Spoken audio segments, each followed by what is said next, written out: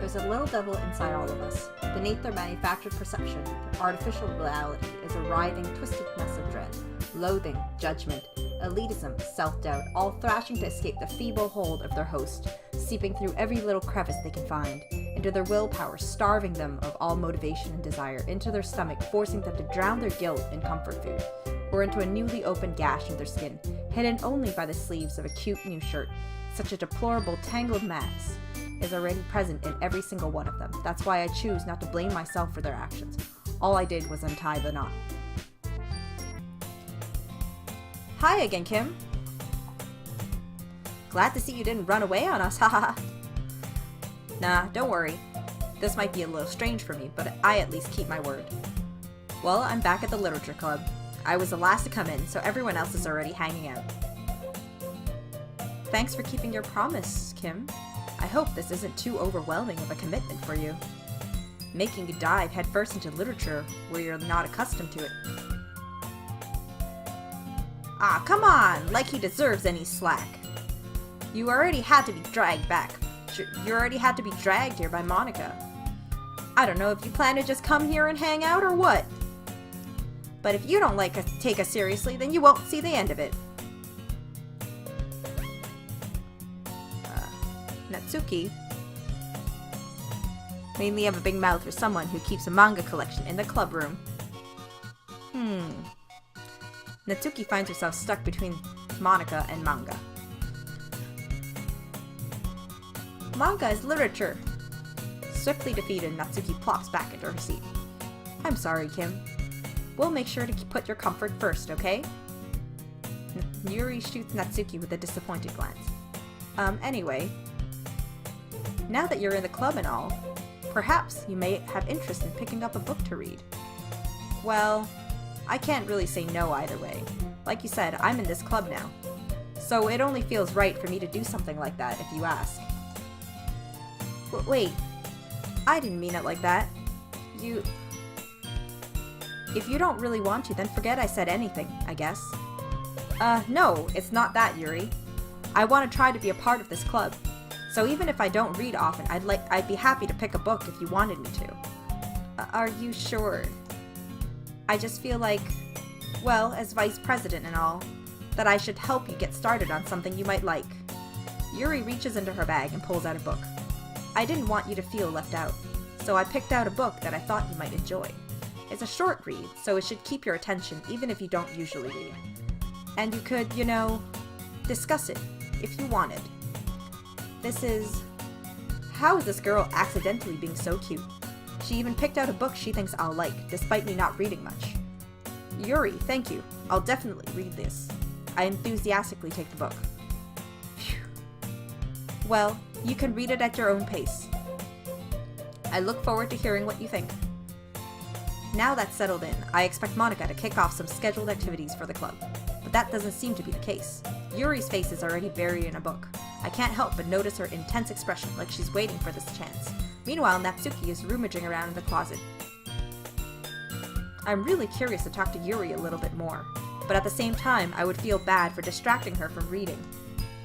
I caught a glimpse of the cover of her book. It looks like the same book that she lent to me. More than that, she seems to be on the first few pages. Crap. I think she noticed me looking at her. She sneaks another glance at me, and our eyes meet for a split second. And that only makes her hide her face deeper in her book. Sorry. I was just spacing out. I mutter this, sensing I made her uncomfortable. Oh, it's fine. If I was focused, then I probably wouldn't have noticed in the first place. But I'm just rereading a bit of this, so... That's the book you gave me, right? Mm-hmm. I want to reread some of it. Not for any particular reason. Just curious. How come you have 2 copies of the same book? Well, when I stopped at the bookstore yesterday... That's not what I meant. I mean, I just happened to buy 2 of them. Ah, I see. There's something fairly obvious here that Yuri isn't telling me, but I decide to let it go. I'll definitely start reading it soon. I'm glad to hear. Once it starts to pick up, you might have a hard time putting it down. It's a very engaging and relatable story. Is that so? What's the story about anyway? Well, I look at the cover of the book. The book is titled Portrait of Markov. There's an ominous-looking eye symbol on the front cover. Basically, it's about this religious camp that was turned into a human experiment prison, and the people trapped there have this trait that turns them into killing machines that lust for blood. But the facility gets even worse, and they start selectively breeding people by cutting off their limbs and affixing them to... Oh, that might be a little bit of a spoiler. But anyway, I'm really into it. The book, I mean. No, not the thing about the limbs. That's kind of dark, isn't it? Yuri made it sound like it was going to be a nice story, so that dark turn came from nowhere. Are you not a fan of that sort of thing, Kim? No, it's not that. I mean, I can definitely enjoy those kinds of stories, so don't worry. I hope so. Yeah, I totally forgot that Yuri is into those things. She's so shy and reclusive on the outside, but her mind seems to be completely different. It's just that this kind of story, it's the kind that challenges you to look at life from a strange new perspective, when horrible things happen not just because someone wants to be evil, but because the world is full of horrible people and we're all worthless anyway. Then suddenly, I'm rambling, aren't I? Not again. I'm sorry. Hey, don't apologize. I haven't lost interest or anything. Well, I guess it's alright then. But I feel like I should let you know that I have this problem. Well, I let things like books and writing fill my thoughts. My whole body... Oh? I kind of forget to pay attention to other people. So I'm sorry if I ended up saying something strange. And please stop me if I start talking too much. I really don't think you need to worry. It just means you're passionate about reading. The least I can do is listen. It's a literature club after all. Well, that's true. In fact, I might as well get started reading it, right? Yes. I mean, you don't have to, but... What are you saying? Let me just get the book. I quickly retrieved the book that I had put into my bag. Alright, it's fine if I sit here, right? I slip into the seat next to Yuri's. Yeah. Are you sure? You seem a little apprehensive. I'm sorry. It's not that I don't want you to. It's just something I'm not very used to. That is, reading in company with someone. I see. Well, just tell me if I end up distracting you or anything. Alright. I open the book and start the prologue. I soon understand what Yuri means about reading in company. It's as if I can feel her presence over my shoulders as I read. It's not a particularly bad thing. Maybe a little distracting, but the feeling is somewhat comforting. Yuri is in the corner of my eye. I realize that she's not actually looking at her own book. I glance over. It looks like she's reading from my book instead. Sorry. It's just... Yuri, you really apologize a lot, don't you? I do? I don't really mean to. Sorry. I mean... Here, this should work, right?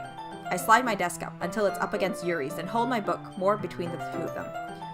I suppose so. Yuri timidly closes her own copy. Once we each lean in a little bit, our shoulders are almost touching. It feels like my left arm is in the way, so instead I use my right hand to hold the book open. I guess that makes it kind of difficult to turn the page. Here. Yuri takes her left arm and holds the left side of the book between her thumb and forefinger. I do the same with my right arm on the right side of the book. That's right.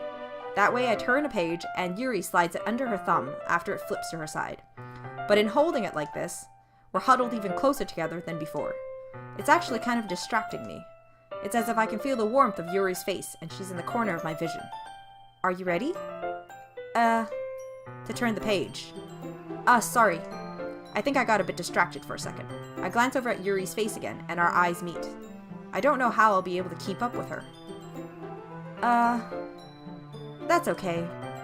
You're not as used to reading, right? I don't mind being patient if it takes you a bit longer.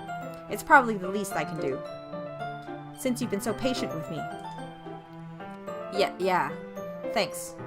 We continue reading. Yuri no longer asks me if I'm ready to turn the page. Instead, I just assume that she finishes the page before me, so I turn it by my own volition. We continue the first chapter in silence. Even so, turning each page almost feels like an intimate exchange. my thumb gently letting go of the page, letting it flutter over to her side as she catches it under her own thumb. Hey, Yuri. This might be a silly thought, but the main character kind of reminds me of you a little bit. No, I don't relate to this character at all. Definitely not. Really? I was just thinking the way she second guesses things she says and all that. That's what you were talking about. Sorry. I thought you meant something else about her. Something else? Never mind. We didn't even get that far yet. So I don't know why that came into my head. Yuri, are you alright? Are you feeling alright? Yuri's been a little fidgety ever since we started reading. You can rest if you're feeling sick or something. Your breathing is a little... My breathing? Yuri puts her hand on her chest as if to feel her heartbeat. I didn't even notice. Anyway, I'm fine. I just need some water. Alright, don't push yourself. Yuri stands up and practically rushes out of the classroom. What on earth was that about? Kim? Did something happen just now? I have no idea. Yuri was acting a little strange, I guess. So you don't know anything? Sorry, I can't say I do. Are you worried about her? Oh, no, not really. I was just making sure that you didn't do anything to her. No, nothing. Don't worry, I believe you, silly. Yuri just does this sometimes, so it's nothing alarming. Alright, if you say so. Anyway, why don't we start with sharing our poems with each other? Shouldn't we wait for Yuri? Well, she might be a while, so I just figured we'd get started without her. Is that okay? Yeah, I was just asking. I stand up. I make a mental note of where I left off in the book, then slip it back into my bag.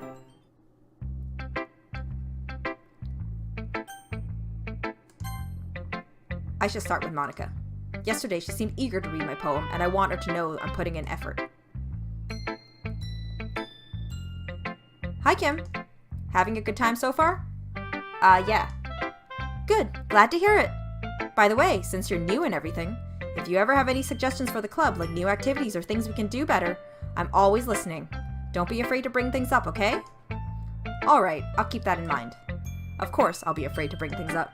I'm much better off just going with the flow until I'm more settled in. Anyway, want to share your poem with me? It's kind of embarrassing, but I guess I have to. Don't worry, Kim. We're all a little embarrassed today, you know? But it's that sort of barrier that we'll all learn to get past soon. Yeah, that's true. I hand Monica my poem. Great job, Kim! I was going ooh in my head while reading it. It's really metaphorical. I'm not sure why, but I didn't expect you to go for something so deep. I guess I underestimated you. It's easiest for me to keep everyone's expectations low. That way, it always counts when I put in some effort. That's not very fair. Well, I guess it worked anyway. You know that Yuri likes this kind of writing, right? Writing that's full of imagery and symbolism. Sometimes I feel like Yuri's mind is just totally detached from reality. I don't mean that like it's a bad thing, though. But sometimes I get the impression that she's just totally given up on people. She spends so much time in her own head that it's probably a much more interesting place for her. But that's why she gets so happy when you treat her with a lot of kindness. I don't think she's used to being indulged like that. She must be really starved for social interaction, so don't blame her for coming on a little strongly. Like earlier. I think if she gets too stimulated, she ends up withdrawing and looking for alone time. Suddenly, the door opens. Yuri! I'm back. Did I miss something? Not really. Well, we all started sharing our poems with each other. Eh? Already? I'm sorry for being late. No need to apologize. We still have plenty of time, so I'm glad that you took all the time you needed. Alright. Thanks, Monica. I suppose I should go get my poem now. Anyway, do you want to read my poem now? Don't worry, I'm not very good. You sound pretty confident for someone who claims to not be very good. Well, that's because I have to sound confident. That doesn't mean I'm always feel that way, you know? I see. Well, let's read it then. Hole in wall. But he's looking at me. Confused, I frantically glance at my surroundings. But my burned eyes are no longer see color. Are there others in the room? Are they talking? Or are they simply poems on flat sheets of paper? The sound of frantic scrawling playing tricks on my ears. The room begins to crinkle, closing in on me. The air I breathe dissipates before it reaches my lungs. I panic. There must be a way out. It's right there. He's right there. Swallowing my fears, I brandish my pen. So, what do you think? It's very free form, that's what you call it. Sorry, I'm not really the right person to ask for feedback. It's okay. Yeah, that kind of style has gotten really pretty popular nowadays. That is, a lot of poems have been putting emphasis on the timing between words and lines. When performed out loud, it can be really powerful. What was the inspiration behind this one? Well, I'm not sure if I know how to put it. I guess you can say that I have some kind of epiphany recently. It's been influencing my poems a bit. An epiphany? Yeah, something like that. I'm kind of nervous to talk about deep stuff like that because it's kind of coming on strongly. Maybe after everyone is better friends with each other. Anyway, here's Monica's writing tip of the day. Sometimes when you're writing a poem or a story, your brain gets too fixated on a specific point. If you try so hard to make it perfect, then you'll never make any progress. Just force yourself to get something down on the paper and tidy it up later. Another way to think about this is this. If you keep your pen in the same spot for too long, you just get a big dark puddle of ink. So just move your hand and go with the flow. That's my advice for today. Thanks for listening.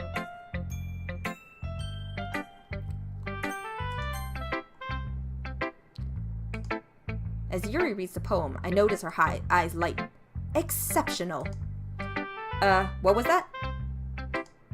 Did I say that out loud? Yuri first covers her mouth, then ends up covering her whole face. He's going to hate me. You really didn't do anything wrong, Yuri. Huh? I guess you're right. What am I getting so nervous about for? Yuri takes a breath.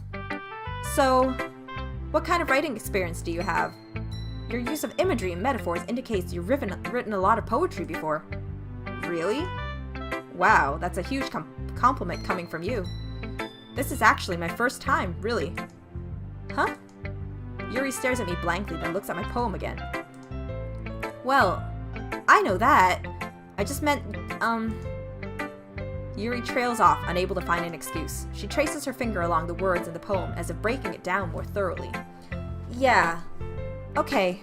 This is the reason I was able to tell. It's just that there are specific writing habits that are usually typical of new writers, and having been through that myself, I kind of learned to pick up on them.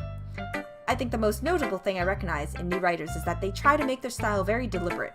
In other words, they tend to pick a writing style separate from the topic matter, and they form-fit the two together. The end result is that both the style and the expressiveness are weakened. Once Yuri finds her train of thought, it's as if her demeanor totally changes. Her stammering is completely gone, and she sounds like an expert. Of course, that's not something you can be blamed for. There's so many different skills and techniques that go into writing even a simple poem. Not just finding them and building them, but getting them to work together is probably the most challenging thing. It might take you some time, but it all comes with practice and learning by example and trying new things. I also hope that everyone else in the club gives you valuable feedback. Natsuki can be a little bit biased, though. Biased? How? Well, never mind. I shouldn't be talking about people like that. Sorry. It's fine. I'm not sure if Yuri is apologizing to herself, to me, or to Natsuki. Do you mind if I read your poem now? Please do. I'd love to share my thought process behind it. Yuri smiles dreamily as if that's a rare opportunity for her, which itself is kind of funny. After all, isn't this supposed to be a literature club? Ghost under the light.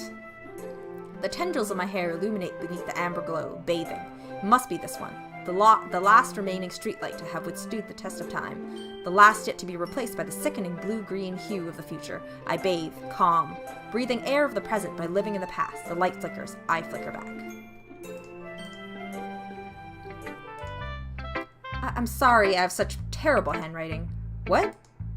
I wasn't thinking that at all. But it took you a long time to read. Ah. Well, I just don't read script very often. I actually think your handwriting is pretty. Huh? That's a relief. Also, I like the poem. Even though it's short, it was really descriptive. It wasn't too short. You usually write longer poems. Not at all. I'm really glad you liked it. I'll be honest. Since it's our first time sharing, I wanted to write something a little more mild. Something easy to digest, I suppose. Are you into ghosts, Yuri? Actually, the poem isn't about a ghost at all. Really? I must have totally missed the point. Well, I suppose you did only glance over it after all.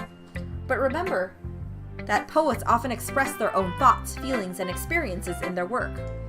They usually do more than tell a simple story or paint a picture. In this case, perhaps the subject of the poem is only being symbolically compared to a ghost, lingering in her last remaining place of comfort, unable to let go of the past, and soon to be left with nothing. That's a lot more solemn putting it that way. I hadn't even thought of that. That's impressive. It's nothing really. Yours was impressive too, so... Nah. If anything, I could probably learn a thing or two from you. You think so? Yeah, of course. You know, I was really nervous about doing all this, but in the end I enjoyed it. I'm going to keep doing my best for you, Kim. Me too.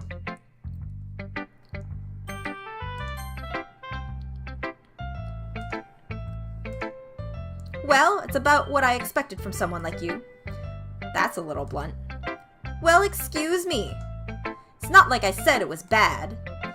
It just didn't evoke any emotions. So basically, it's not cute enough for your tastes. Do you want to get smacked? I'll pass. Huh. Well, anyway, I guess I need to show you mine. Not that you'll like it. Eagles can fly, monkeys can climb, crickets can leap, horses can race, owls can seek, cheetahs can run, eagles can fly, people can try, and that's about it. Yeah, I told you that you weren't gonna like it. I like it. What? Just be honest. I am. Why are you so convinced that I wouldn't like it? Well, because everyone in high school thinks that writing has to be all sophisticated and stuff, so people don't even take my writing seriously. But isn't the point of poems for people to express themselves? Your writing style wouldn't make your message any less valid. Yes, exactly. I like when it's easy to read, but it hits you hard.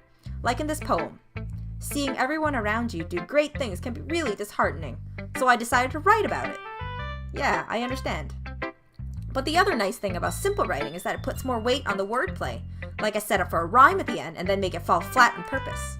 It helps bring out the feeling in the last line. So you did. I guess more went into it than I realized. That's what it means to be a pro. I'm glad you learned something. Didn't expect that from the youngest one here, did you? Yeah, guess not. I decided to humor her with that last comment. I didn't really care how old everyone is, but if Natsuki is feeling proud, then I won't take that away from her. Whew. I guess that's everyone. I glance around the room. That was a little more stressful than I anticipated. It's as if everyone is judging me for my mediocre writing abilities. Even if they're just being nice, there's no way my poems can stand up to theirs.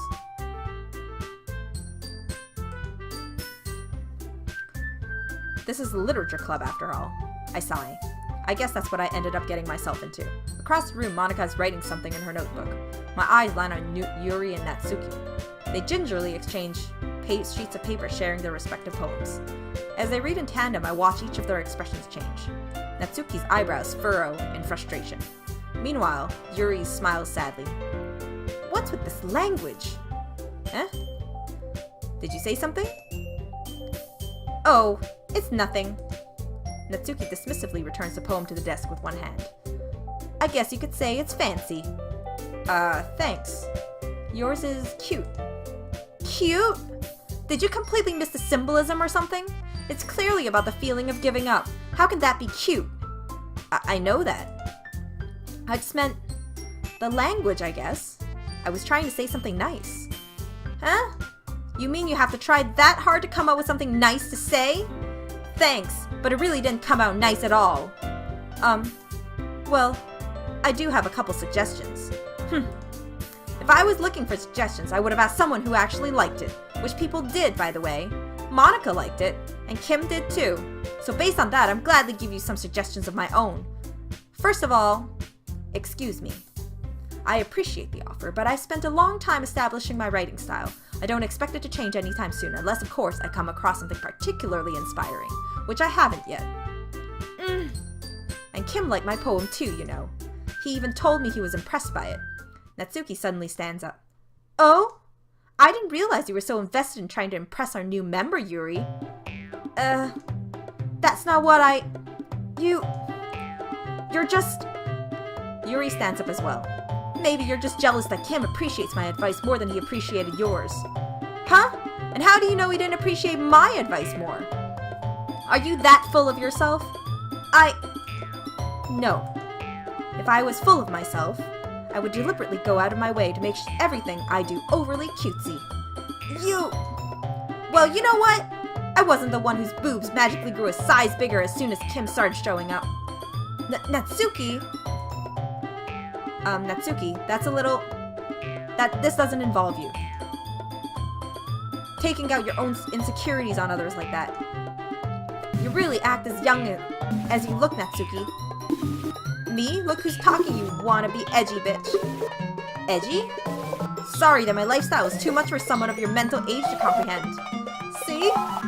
Just saying that proves my point. Most people learn to get over themselves after their graduate middle school, you know. If you want to prove anything, then stop harassing others with your sickening attitude. You know you can counterbalance your toxic personality just by dressing and acting cute. The only cute thing about you is how hard you try. Whoa, be careful. You might cut yourself on that edge, Yuri. Oh, my bad. You already do, don't you? Did you just accuse me of cutting myself? What the fuck is wrong with your head? Yeah, go on. Let Kim hear everything you really think. I'm sure he'll be head over heels for you after this. Suddenly, Yuri turns towards me as if she just noticed I was standing here. Kim, she's just trying to make me look bad. That's not true. She started it.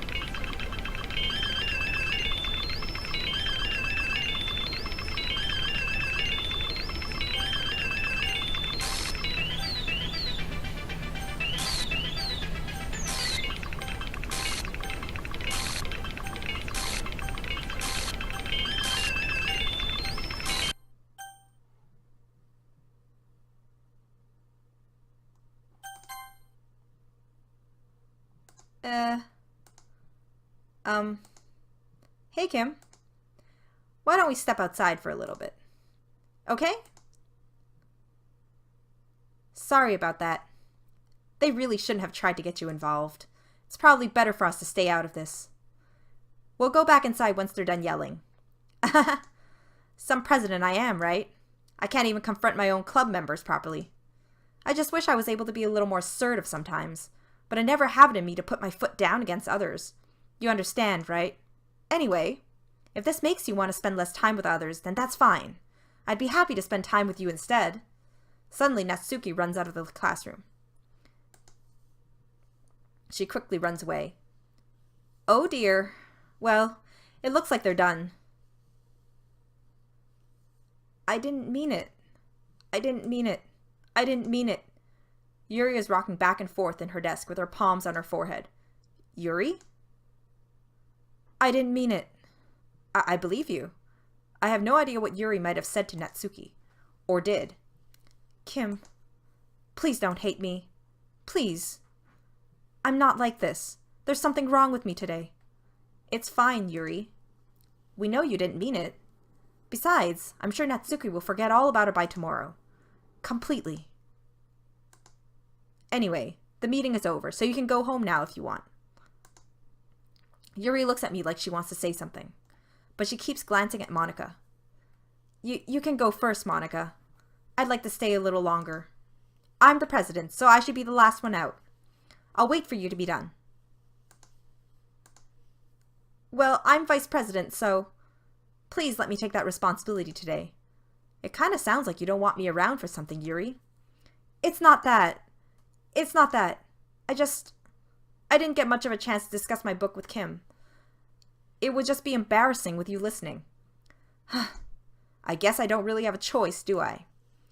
I'm sorry for causing trouble, but I really appreciate you